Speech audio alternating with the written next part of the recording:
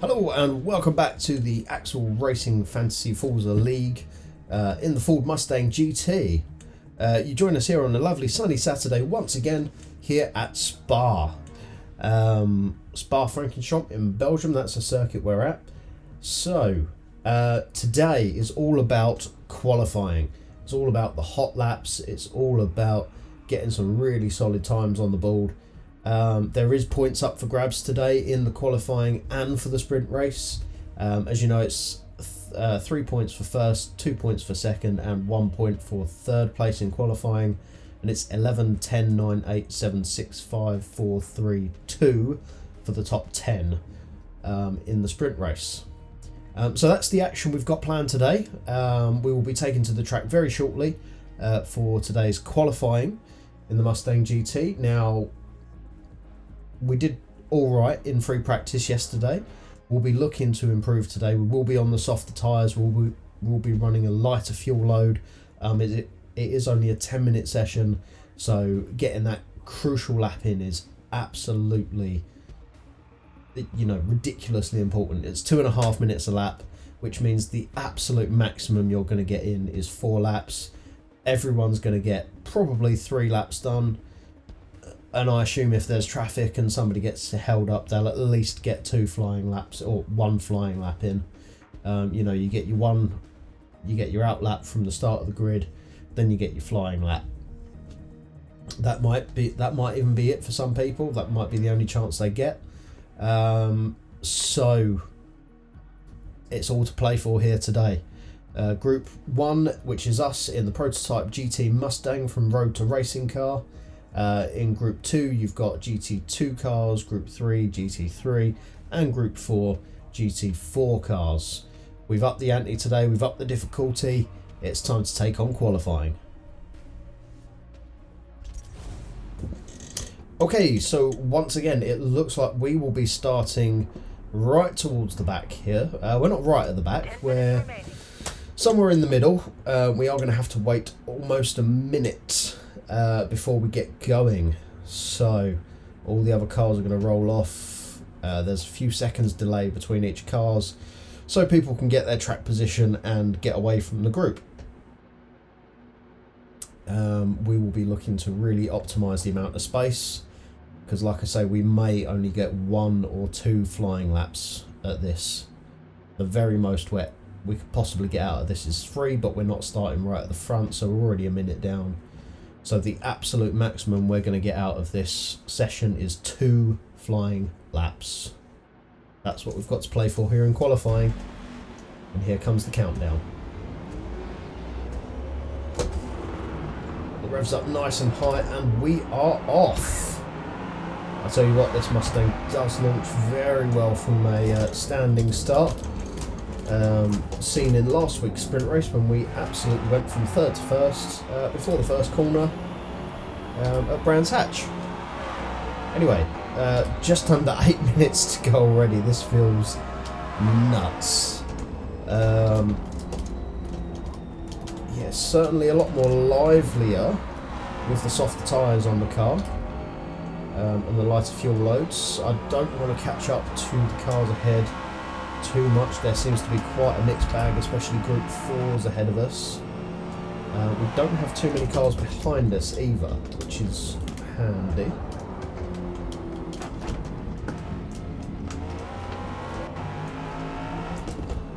I'm not sure whether it's worth to use this first lap to get ahead of this group or just stick close to them and just before the lap starts to back right off going into the chicane, let them all go and then start our lap. Depends how close the cars behind us get. It looks like we do have a little bit of a gap behind us, so we have got a little bit of breathing space if we want to back off and get some track space as well. Oh, the Porsche's decided he wants to go for it anyway, and he wants to start overtaking. I would be of the same persuasion, seeing as the cars ahead are not considerably slower. They are slower for sure, but I don't think I'm going to be in a rush to get on with it as much as the Porsche is. As much as I do want to overtake, I'm going to back off We are all holding each other up here. But like I say, we're going to get 1, maybe 2 laps at this if we really want. There is a big gap ahead though. I think I'm going for it. I'm going for it. They're not overtaking. There's a big gap up ahead. I can clear those cars now and quite comfortably set off on my fastest lap. Well, what I hope will be my fastest lap, because it needs to be. Right, here we go, into the final chicane. Make sure we really maximise the exit here and get on the power nice and early. Here we go, right across the line. Opening lap was a 2 minute 32.9. So already our opening lap is almost as fast as our flying lap from free practice. That's the difference this makes, and we're already almost a second up by the time we're out of the first corner and down towards Eau Rouge. This is where we want to get it right. It's a short shift down to 4th, back up to 5th again as we approach the top. Just keep your foot in, really wrestling the car there. And down Radion we go. This is a long climb uphill, believe it or not. But 165 miles an hour as we hit the brakes for the chicane at the end. Now, I've been to Spa in real life. I watched Formula 1 cars go through that chicane, and they went through there so quick it was like they didn't even brake. It was crazy how fast they are in real life. The TV doesn't really do them justice as to how fast Formula 1 cars actually are. You watch them, just the way they change direction is so quick and so direct. Now this is obviously going back to when they were V8s in 2013. Lewis Hamilton's first year at Mercedes before he started winning races properly. And when Sebastian Vettel was still winning races in Red Bull, it was right at the end of his dominance and right at the start of Hamilton's. Anyway, that's enough story time. So we have been given the 5-minute call now, which means we're 1 more flying lap away. I don't think we're definitely not going to get 2. We are too far away from the start-finish line to get another one in after this. After this next one, of course. First place is currently a 2:31, but most of them haven't gone over the line yet, so we will allow them that. Really feathering the throttle through there. For those of you in the know, that's a little bit of Senna's technique. Oh, really pulling on the engine there to get the car slowed down in time. We was late on the anchors.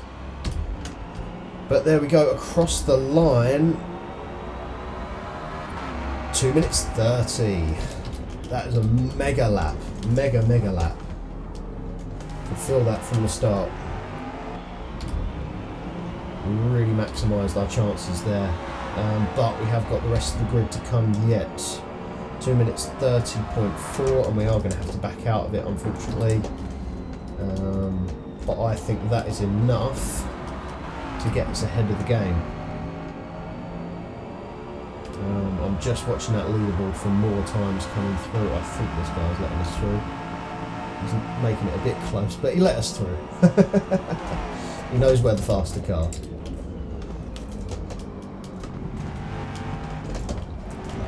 There.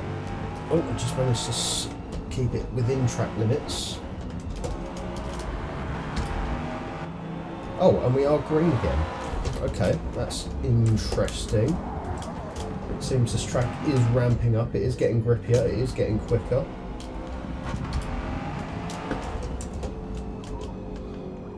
So let's lean on it just a little bit. No, we're back down again. Okay.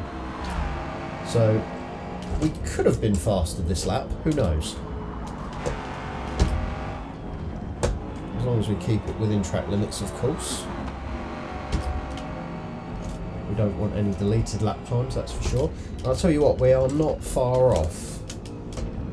Given our delta is only a 10th, and we did get caught up behind the Audi, I reckon this car has the potential for much more. But unfortunately, we're going to get to the end of the lap, and already you can see that there's not enough time, even if we passed the start-finish line 20 seconds ago, to do another lap. So that was our fastest lap. We only got one true flying lap of Spa, and that's why it needed to count, and it did count. And thankfully it did, because that's put us right to the top of the table. 3 points should be coming our way.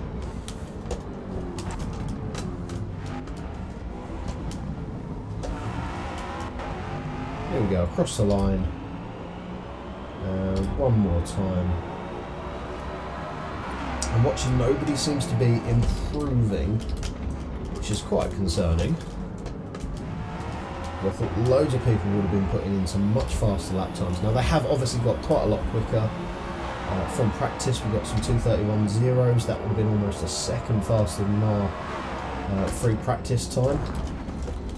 But we have absolutely smashed our free practice time. Oh, we got one come up on board, a 2:33 in third place. So the grid is a little bit more spaced out around Spa, which I'm a little bit surprised at.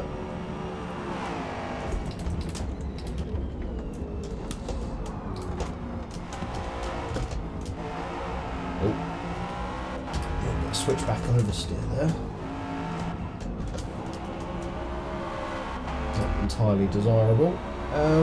Yeah, so as you can see, our lap is staying within about 1/10 of our fastest lap so far. We are either ahead or behind at each sector.